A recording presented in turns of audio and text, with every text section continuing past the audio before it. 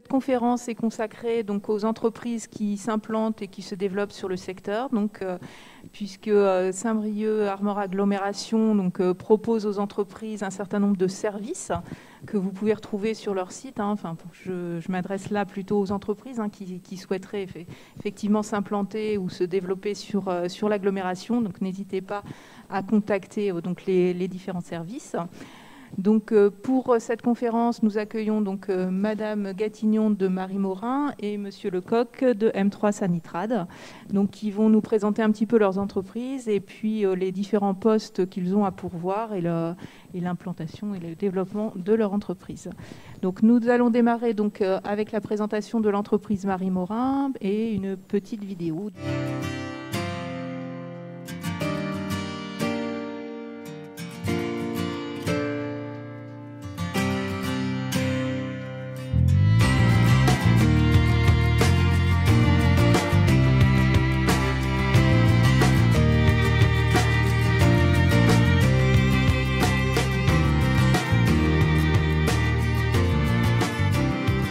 L'historique, c'est simple. Mes parents, mon père, surtout mon père, a rencontré des gens. Il a eu l'idée de mettre à disposition. C'est toujours été un épicurien, mon père. Donc voilà, il a toujours aimé les bonnes choses. Donc il avait rencontré des fermiers en Normandie et ces gens-là fabriquaient des bons desserts, des bons yaourts, un beurre de micelle extraordinaire. Donc voilà, il a toujours eu de sa tête de se mettre à son compte et il s'est lancé en 87. Voilà. Alors Marie Morin, c'est une PME, une PME familiale, puisque ce sont mes parents qui ont créé la société en 87.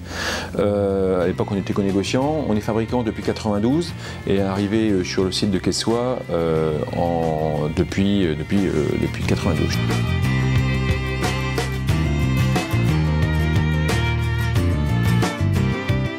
On est devenu fabricant en 92 et en 94 la mousse au chocolat est arrivée sur le marché et c'est vraiment ce produit-là qui nous a fait décoller.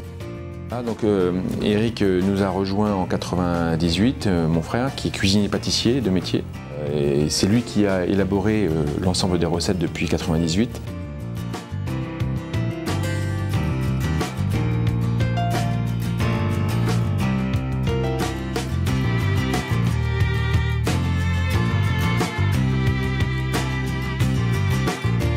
Je tiens à signaler que Marie Morin, ce n'est pas qu'une marque commerciale, c'est ma maman, elle existe bien. Voilà.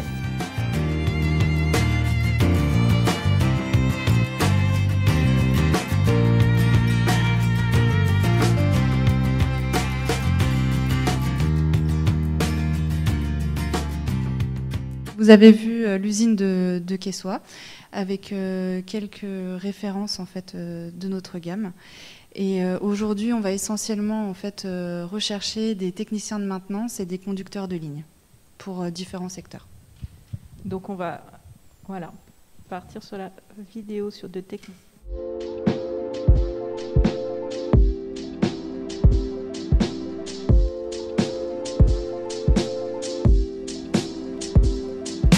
Donc, je m'appelle Jérémy, je suis responsable de maintenance chez Marie Morin depuis 2014.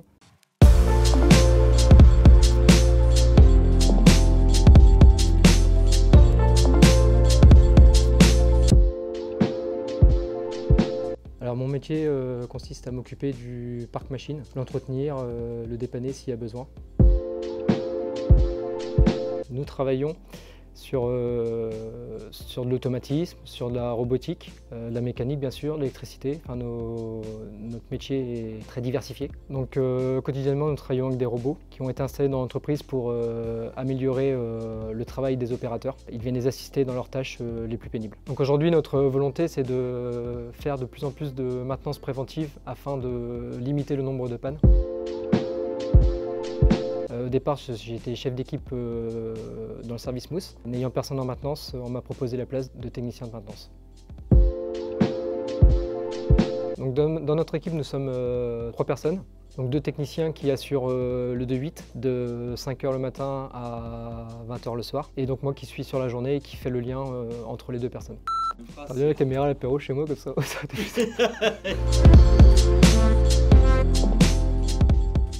poursuivons cette conversation donc sur, sur le technicien de maintenance. Donc vous évoquiez effectivement l'entreprise de Trégueux, donc une implantation qui va se faire prochainement là. On espère premier semestre 2022. D'accord, donc une nouvelle usine avec... alors vous recherchez des techniciens de maintenance et pas d'autres collaborateurs? Techniciens de maintenance et conducteurs de ligne, oui. D'accord, et au niveau des conducteurs de ligne du coup quel type de profil Pareil, enfin, on n'est pas forcément des personnes qui ont de l'expérience, mais du coup des gens qui ont envie de partager en fait l'histoire Marie-Morin avec nous. D'accord. Et d'un point de vue, donc on est sur une entreprise d'agroalimentaire, donc d'un point de vue des conditions de travail, on est sur du 2-8, 3-8 Alors là actuellement on est sur du 3-8, donc pour les techniciens de maintenance ça sera du 3-8, pour les conducteurs de ligne il y a certains services qui sont encore en 2-8. Après on a une croissance assez exponentielle en ce moment, donc on tend vers tous les services en 3-8. Après, sur la seconde entreprise à Trégueux, pour l'instant, on est sur juste un schéma de 1 fois 8 heures. D'accord. Voilà.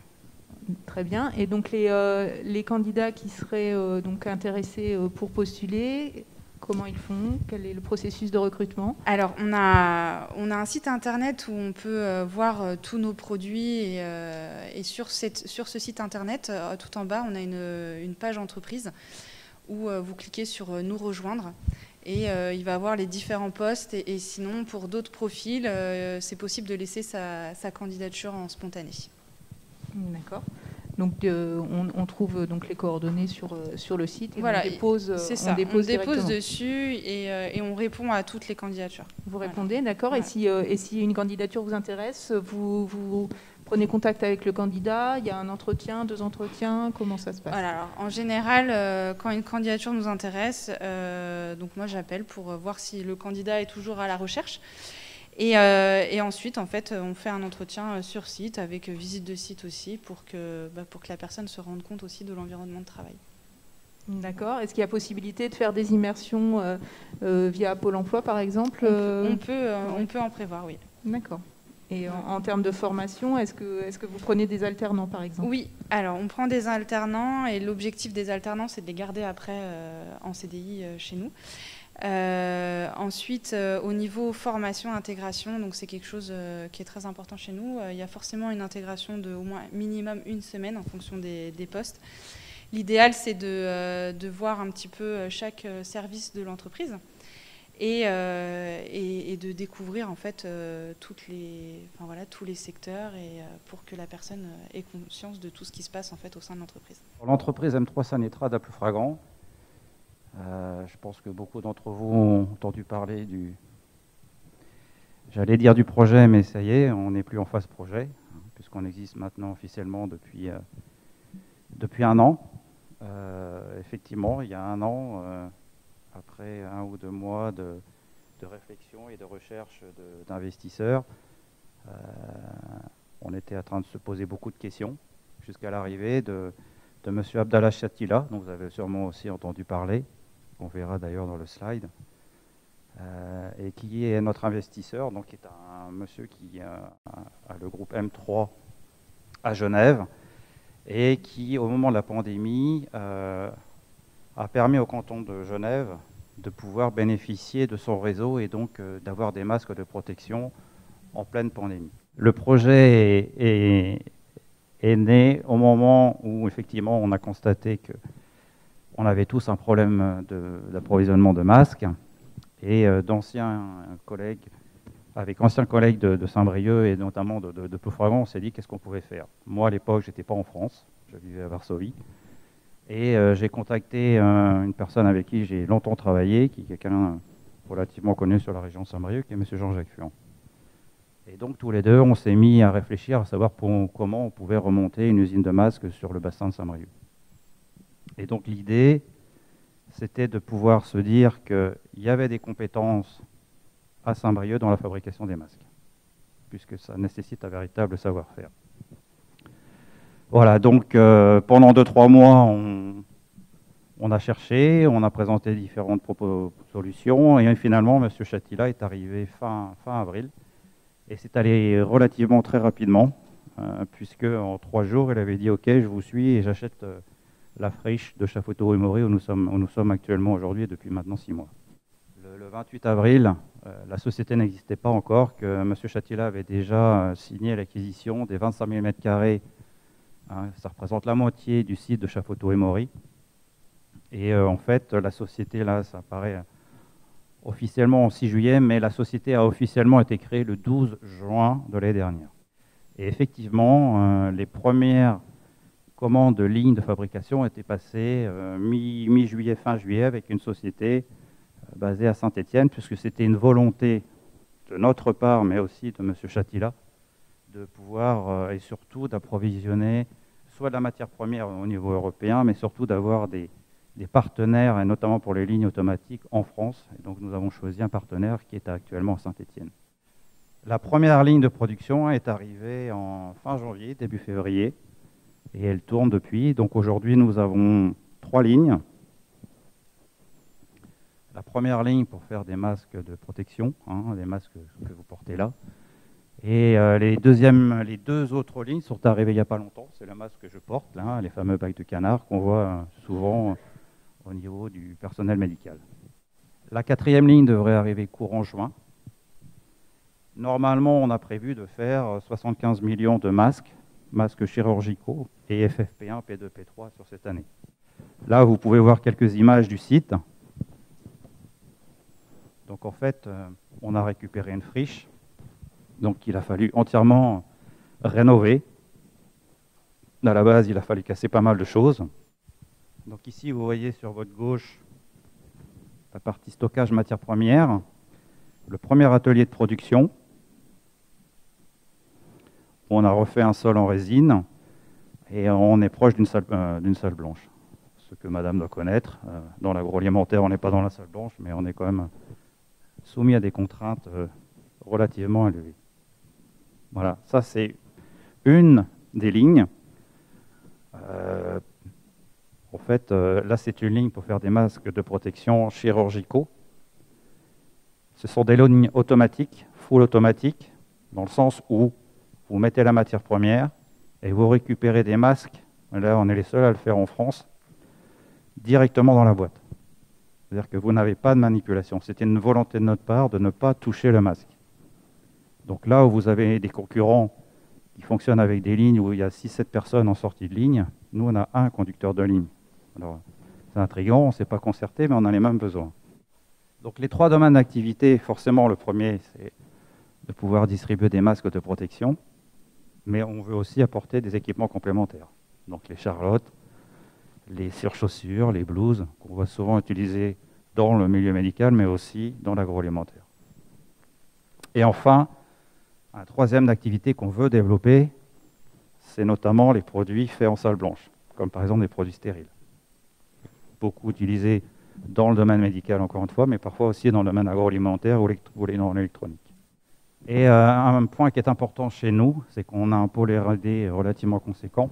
On a aujourd'hui 5 à 6 personnes avec une responsable R&D, 3 ingénieurs R&D qu'on a recrutés il n'y a pas longtemps et 2 stagiaires.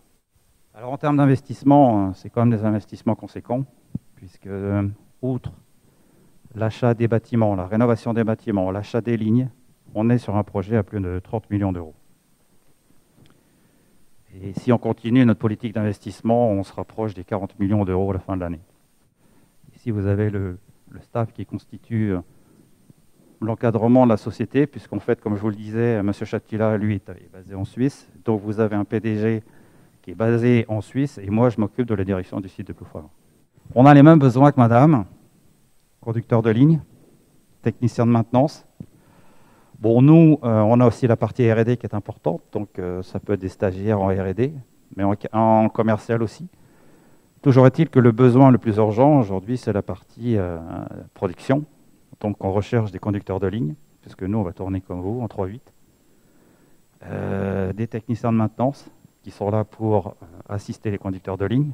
En fait, nos métiers sont très proches.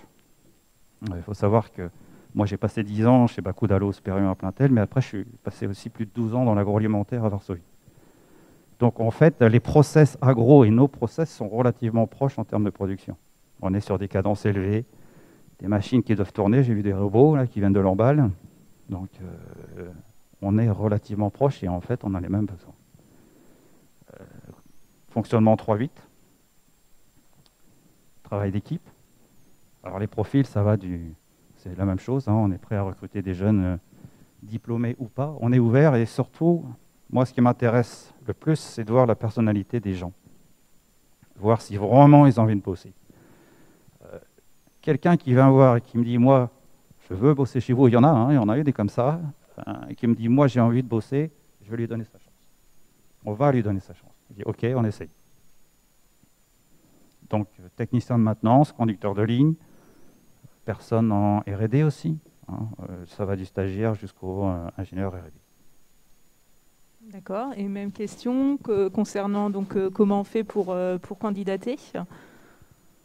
Alors, sur notre site, M3 Nitrate Plus Fréquent, et directement par candidature spontanée. Et puis on rencontre toutes les personnes. À partir du moment où on voit qu'on a un profil intéressant, on le rencontre. D'accord. Et je rencontre individuellement chaque personne qu'on recrute. Et là, donc, on voyait 40 personnes actuellement sur le site. Est-ce que vous avez déjà des alternants? Est-ce que vous souhaitez en prendre? Nous avons des alternants au service commercial. Et oui, on souhaite en prendre. Tout à fait. Soit en service commercial, soit en R&D et même en production. D'accord. Quelqu'un qui voudrait faire ça permet de mettre la main à l'étrier, effectivement, et de voir si la personne, ça lui convient. Hein, et si nous, on arrive à travailler ensemble. Au niveau préparation de commande, oui. Dans le sens où nous expédions nos propres masques. Donc, il faut préparer le carton de masque jusqu'à la palette. Donc, effectivement, ça peut nous intéresser. Là, pour moi, c'est plus sur la partie, ce que j'appelle magasinage.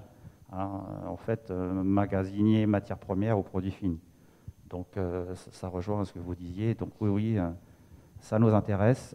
En plus, on va commencer, là, à partir de septembre, vraiment s'agrandir, notamment en termes de magasins. Et donc, on aura besoin de personnes sur ce type de profil. Moi, ce que je souhaite surtout, c'est que les personnes qui intègrent la structure se sentent bien chez nous. Donc, sur le format stage, ça permet de découvrir si effectivement c'est quelque chose qui va convenir à la personne. Et nous, de notre côté aussi, on va pouvoir sentir si elle aime ça et si elle se sent motivée pour aller plus loin. Au niveau des personnes en situation de handicap, donc vous avez l'habitude du coup de... Oui, donc on prend des personnes en fait aussi pour les réinsérer dans le monde professionnel. Et on a aussi des personnes en situation de handicap au sein de l'entreprise. Oui. Donc, après, tout dépend du poste, voilà. de la situation de la personne, de toute façon, ça, comme dans n'importe quelle entreprise. Voilà. Mais même les stages qu'on a eus, on a eu des bons retours, donc c'est toujours intéressant. Même réponse. Hein, ouais. À partir du moment où on peut adapter le poste au handicap de la personne, moi, encore une fois, je vais vous le dire, si vraiment la personne me dit, moi, j'ai vraiment envie de bosser, je veux dire, on trouvera des solutions. Donc là-dessus, on est vraiment ouvert. Tous les collaborateurs qui intègrent la société aujourd'hui font partie de cette évolution. Donc, tous les jours, ça bouge. Alors que certaines personnes ne sont pas à l'aise dans cet environnement. Ils préfèrent arriver dans un environnement déjà structuré, où ils vont être équilibrés, avec des tâches répétitives. Nous, ce n'est pas le cas. Donc, c'est un message que je passe systématiquement lorsque je reçois les gens. Je leur dis, écoutez, chez nous, tout bouge et tout bouge très vite tous les jours. Donc, si ce n'est pas quelque chose avec lequel vous êtes à l'aise, vous n'allez pas vous sentir à l'aise. Ça, il faut vraiment être franc sur ce côté-là dès le départ.